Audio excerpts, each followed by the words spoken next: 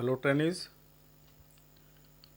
मैं नितेश कुमार सिंह, प्रवक्ता, रचना शिक्षक प्रशिक्षण केंद्र Jaunpur, DEd SCHI semester second, theory paper number 8, जो कि आपका फंडामेंटल ऑफ स्पीच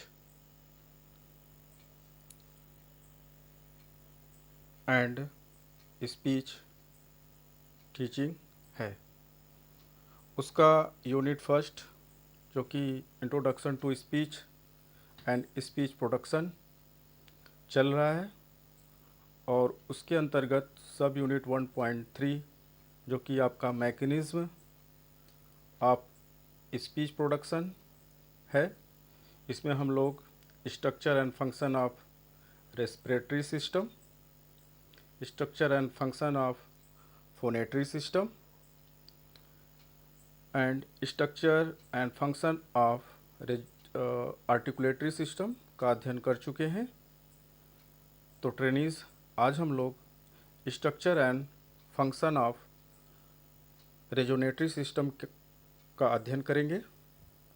तो ट्रेनीज, सबसे पहले हम देखते हैं कि रेजोनेटरी सिस्टम के स्ट्रक्चर में कौन कौन सी चीज़ें आती हैं। तो ट्रेनीज, ये आपका स्ट्रक्चर ऑफ रेजोनेटरी सिस्टम है,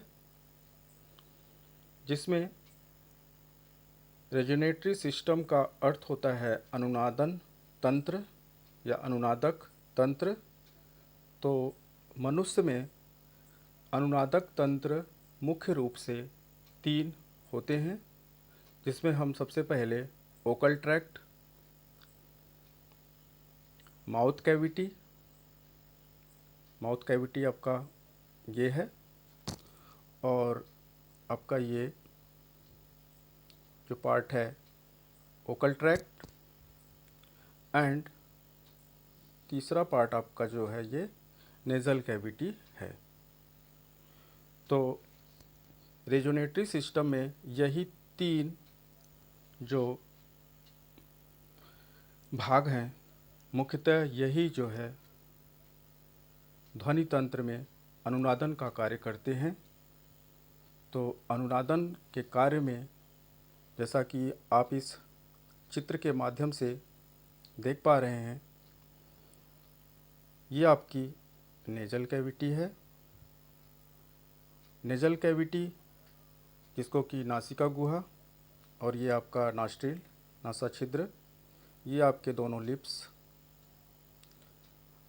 टीथ और टंग, ये आपका लैरिंक्स, एपिग्लोटिस, फेरिंक्स, ये आपका यूला और velum soft palate, hard palate, और ये लोअर रिज। तो ये सब मिल करके रेजोनेशन तंत्र में भाग लेते हैं। और माउथ कैविटी का आप फिगर देख रहे हैं, जैसा कि आप इसको देख रहे हैं, ये आपका यूला है, ये आपका सॉफ्ट पैलेट और हार्ड पैलेट, टीथ और आपका इंटीरियर लिप। तो ये सब जो है मिल करके रेजोनेशन या अनुनादन तंत्र में भाग लेते हैं। तो आइए ट्रेनीज, एक एक करके इनके कार्य के बारे में हम लोग जानते हैं। ट्रेनीज, जैसा कि अभी आप लोगों ने देखा इसके पहले कि अनुनादन तंत्र में उसका स्ट्रक्चर कैसा है, और अनुनादन या अनुनाद, जिसको दूसरे शब्दों में प्रतिध्वनि या ध्वनि का जो रिवर्स जो हमें दिखाई देता है, वही अनुनादन होता है। तो ट्रेनीज, जैसा कि एक एग्जाम्पल के माध्यम से मैं यहाँ पे आपको बताना चाह रहा हूँ कि जब कोई खाली कमरा होता है, उसमें हम खिड़की से कोई साउंड करते हैं तो वापस वो साउंड हमें सुनाई देता है, जिसके पीछे क्या है कि वहाँ पे कुछ वस्तु टकरा रही है और टकरा करके वापस हमारे कानों तक आ रही है। इसी को अनुनादन कहते हैं, अनुनाद कहते हैं। तो टेनिस अनुनाद प्रतिध्वनि, जो कि ध्वनि की भौतिकी से इसको कि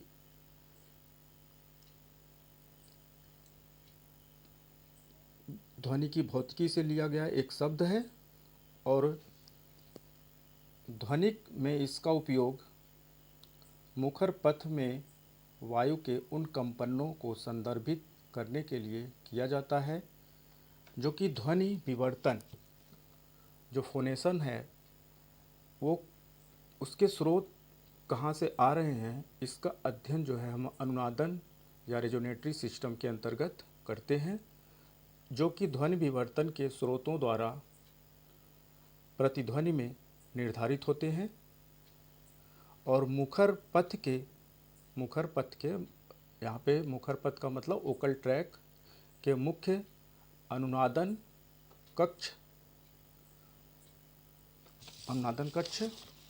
जैसा कि आप लोग यहाँ पे देख रहे हैं, अनुनादन कक्ष। तो ओकल ट्रैक में जो रेजोनेंस चैम्बर है उसमें मुख, नाक और ग्रसनी ये मुख्य अंग हैं, जो कि और ये गुहा तो ओकल ट्रैक्ट,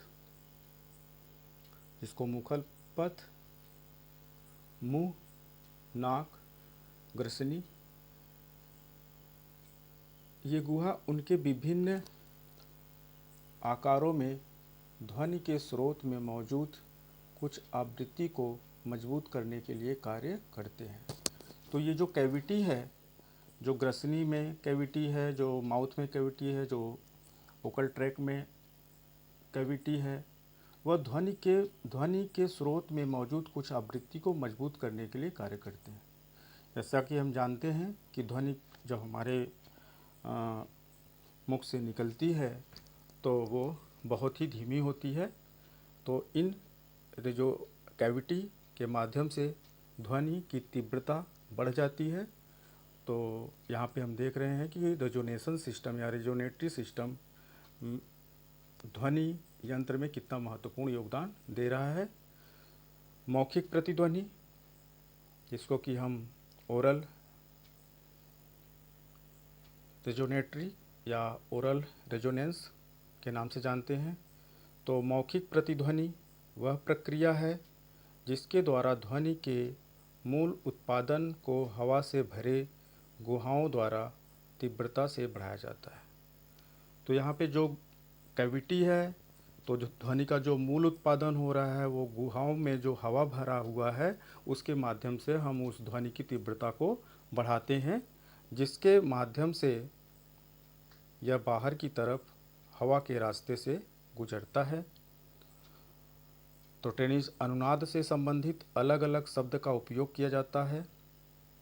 किया गया है, जिसमें प्रवर्धन, एम्प्लीफिकेशन, जैसा कि आप सेमेस्टर फर्स्ट में ऑडियोलॉजी में देख चुके हैं, एम्प्लीफिकेशन, संवर्धन, जिसको कि इनरिचमेंट के नाम से जानते हैं, एंड इंटेंसिफिकेशन, जिसको कि हम स्वर गहनता के नाम से हम जानते हैं।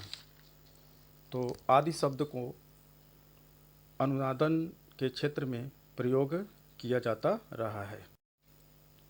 तो आदि शब्द जो है रेजोनेशन के लिए उपयुक्त या प्रयोग किया जाता है। तो ट्रेनिज आइए देखते हैं एयर स्ट्रीम, जिसको कि शुद्ध हिंदी में हवाई पट्टी के नाम से जानते हैं। तो एयर स्ट्रीम स्वर यंत्र से गुजरते हुए, अब स्वर यंत्र से जो हमारा लैरिंक्स है उससे गुजरते हुए आगे ग्रसनी, तो स्वर यंत्र से जब फेफड़े से हवा निकलती है स्वर यंत्र में वो वाइब्रेट करते हुए आगे बढ़ते हुए ग्रसनी की तरफ बढ़ती है। ग्रसनी से और ऊपर मुख के ऊपरी गुहाओं द्वारा ग्रहण की गई आकृति के अनुसार नाक गुहाओं में पहुंचती है। जब किसी कारण जो है हम उच्चारण कर रहे हैं और कहीं पे कोई ऑब्स्ट्रेकल या बाधा आ रही है तो वो साउंड हमें नाक से या नेजल कैविटी के माध्यम से गुजरती है। ये गुहाएं, ये जितनी भी गुहाएं हैं, फेरिंगियल कैविटी और oral cavity and nasal cavity, ये गुहाएं मुख्य रूप से अनुनादन के क्षेत्र में काम करती हैं। तो इसमें सबसे पहले हम ग्रसनी गुहा, जिसको कि फेरिंगियल कैविटी के नाम से जानते हैं, इसके बारे में हम अध्ययन करते हैं। तो ग्रसनी, जिसको फेरिनिक्स बोलते हैं, तो ग्रसनी अपनी स्थिति, आकार और समायोजन की डिग्री के आधार पर सबसे महत्वपूर्ण अनुनादक यंत्र है। यह किसी भी आकार की पहली गुहा है। तो जब भी साउंड हमारे लंग्स के माध्यम से ऑक्सीजन हम एक्सहेल करते हैं तो हमारा जो लैरिंक्स में ओकल ट्रैक है या ओकल कार्ड है वो वाइब्रेट करते हुए सबसे पहली जो गुहा है वो ग्रसनी में पहुंचती है। वहाँ पे उसका रेजोनेंस या ध्वनि की तीव्रता बढ़ाने का काम यह करती है। तो यह जो है पहली गुहा है जहाँ से ध्वनि सबसे पहले गुजरती है।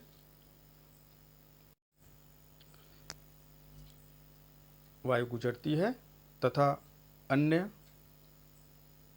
सुप्राग्लोटल गुहाओं के माध्यम से ग्रसनी गुहा में पहुंचती है। ग्रसनी गुहा श्वास नली और अन्न प्रणाली के सबसे ऊपर तक फैली होती है तथा कोमल तालु के पीछे जिह्वा मूल तक फैली होती है, जिनका नामकरण करके ग्रसनी के इन वर्गों की पहचान करना आसान होता है। जिसमें सबसे पहले है लैरिंगोफेरिनिक्स, स्वर ग्रसनी। तो ग्रसनी का ये सबसे पहला है। दूसरा है ओरोफेरिनिक्स। तो वह ओरोफेरिनिक्स क्या है? ग्रसनी का वह भाग जो मुलायम तालु और हायड बोन के बीच में स्थित होता है उसको ओरोफेरिनिक्स के नाम से हम जानते हैं।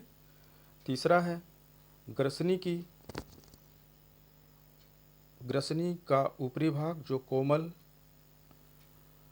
तालु के ऊपर नाक गुहा से जुड़ता है, जिसको कि हम नेजोफेरिनिक्स के नाम से जानते हैं। ग्रसनी गुहा के लंबे कक्ष के आकार और मात्रा को काफ़ी अनुकूल किया जा सकता है।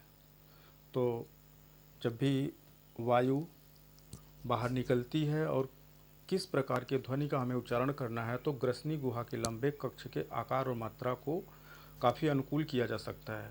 मतलब ध्वनि जो है हम आसानी से ग्रसनी गुहा के माध्यम से कंट्रोल करते हुए हम ध्वनि का उच्चारण कर सकते हैं। तो ग्रसनी को घेरने वाली मांसपेशियों को संकुचित किया जा सकता है, जो कि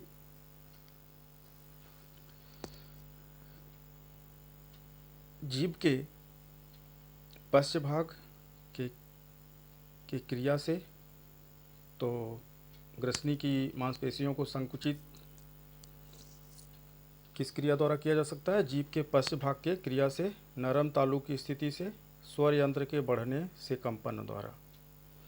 तो ट्रेनीज, ये हम ग्रसनी गुहा के कुछ समायोजन के कार्य देख रहे हैं जो कि ग्रसनी गुहा करती है। नेक्स्ट हम देखते हैं फेरिंगियल कैविटी में कौन कौन, या जो फेरिंगियल हमारी ग्रसनी गुहा है उसमें जीभ की स्थिति क्या है, इसका अध्ययन हम करते हैं। तो मुंह में जीभ की स्थिति चाहे वह आगे या पीछे हो गई हो तो वह ओरोफैरिंजियल गुहा को प्रभावित करेगी। मुंह में जीभ की स्थिति आगे या पीछे है तो इससे जो है हमारा ओरोफैरिंजियल जो गुहा है वो प्रभावित होती है। और जैसा कि आपने देखा है कि कोमल तालु और जो नासिका छिद्र के बीच में स्थित होती है, तो ओरोफैरिंजियल जो है जब प्रभावित होती है तो इस गुहा से ध्वनि जब निकलती है तो ध्वनि को प्रभावित करती है तथा इस गुहा में ध्वनि के किसी भी स्वर की विवरण को संशोधित किया जा सकता है। विवरण को संशोधित किया जा सकता है।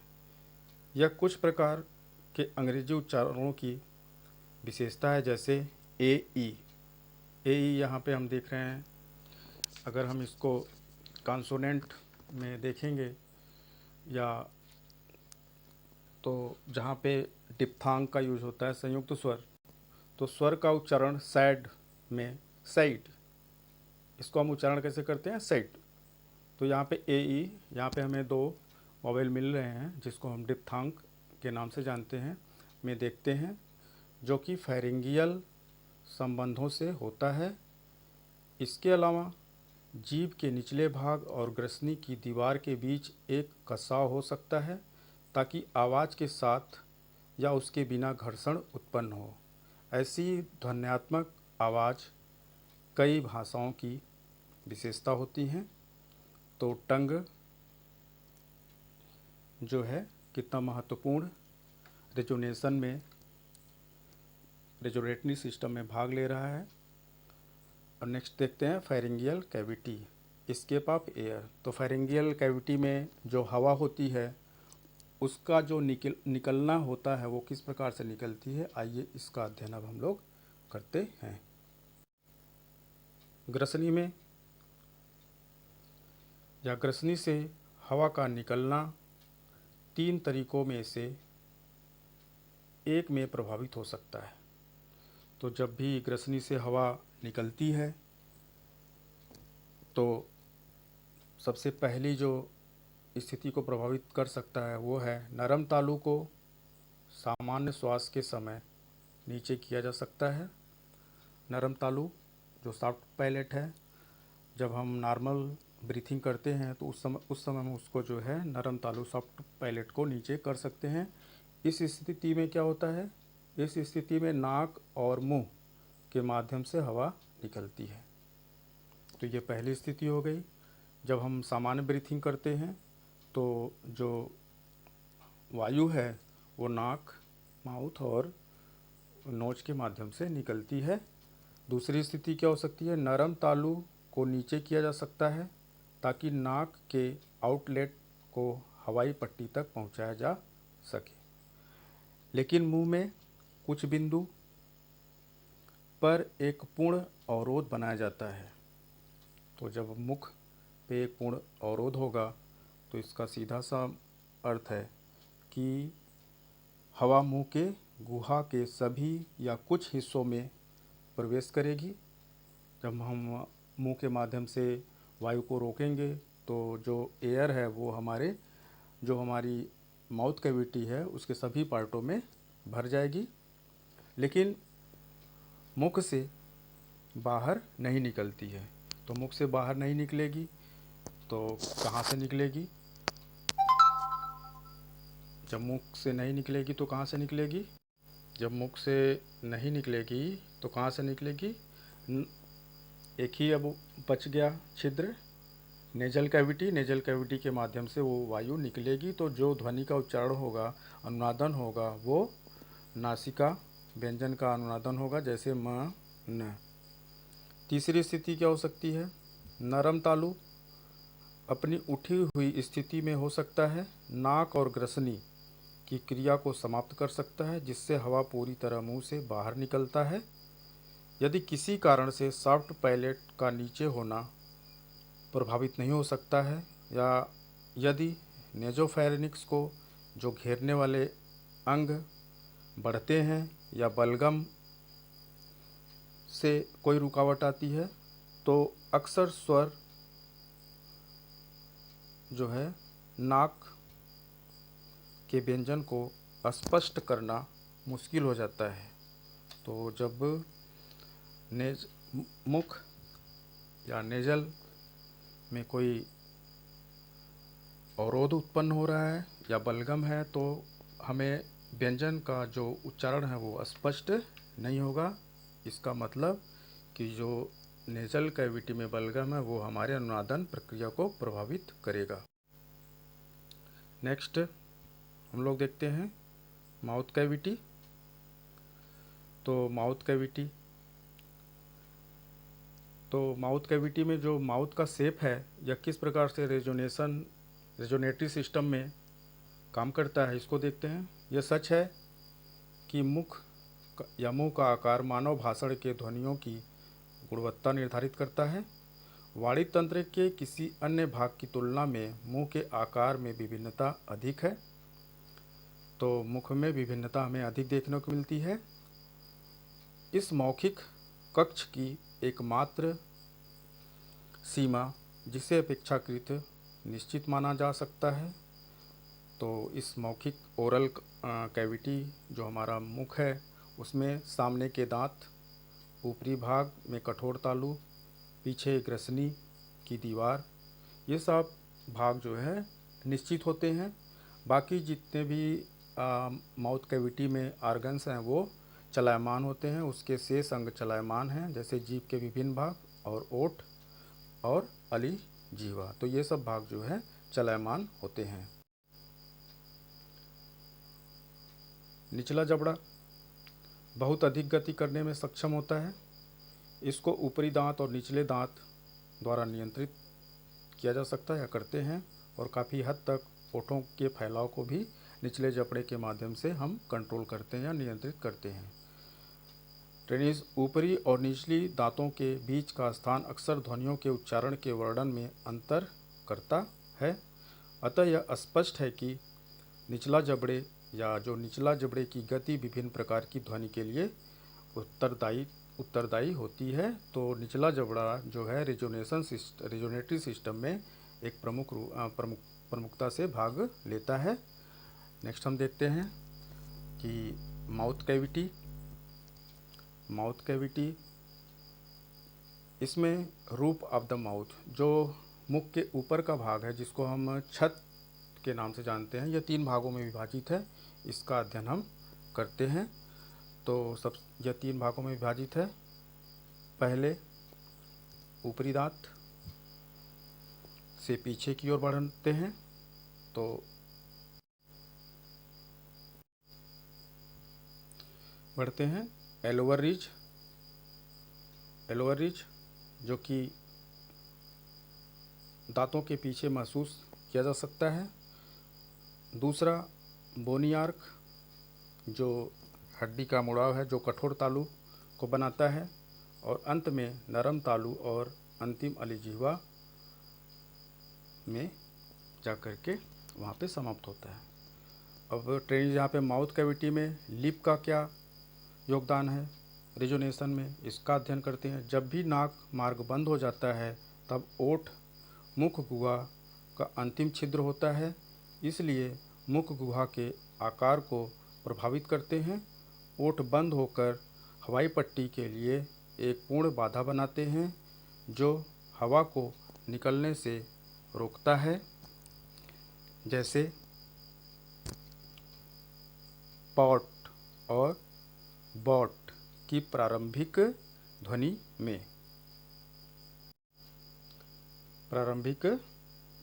में या नरम तालु के निचले हिस्से से नाक के माध्यम से ध्वनि को निकालते हैं। ओठों की प्रारंभिक ध्वनि को 5 शीर्षकों के तहत संक्षेप में प्रस्तुत यहाँ पे हम कर रहे हैं या किया जा सकता है। पहला है, पर्याप्त रूप से ध्वनियों की लंबाई के साथ उनके बीच घर्षण होता है। ये पहला रेजोनेशन वर्क है लिप्स का। दूसरा है बिना किसी घर्षण के ध्वनि का रेजोनेशन होना। तीसरा है निचले जबड़े के निचले हिस्से के साथ आराम की स्थिति में ध्वनि उच्चारण किया जाता है, जैसे सेट में ए वावेल के लिए। चौथा है राउंडेड स्वर, जिसको कि हम राउंडेड स्वर के संचालन में छोटा और गोल आकृति के साथ अनुनादन क्रिया को संपन्न करता है। पांचवी है खुली गोल स्थिति में, जिसमें स्वर जैसे गॉट में गॉट, तो ये खुली गोल स्थिति होती है, जिसमें कि स्वर के समय रेजोनेशन लिप उत्पन्न करता है। और फिर हम माउथ कैविटी में ही टंग का क्या रोल है रेजोनेटरी सिस्टम, इसका हम अध्ययन करते हैं। स्वर और व्यंजन के उच्चारण में जिह्वा एक महत्वपूर्ण और लचीली अनुनादक होती है, रेजोनेटर होती है। जीभ एक जटिल पेशी संरचना है जो स्पष्ट खंड के रूप में दिखाई नहीं देती है।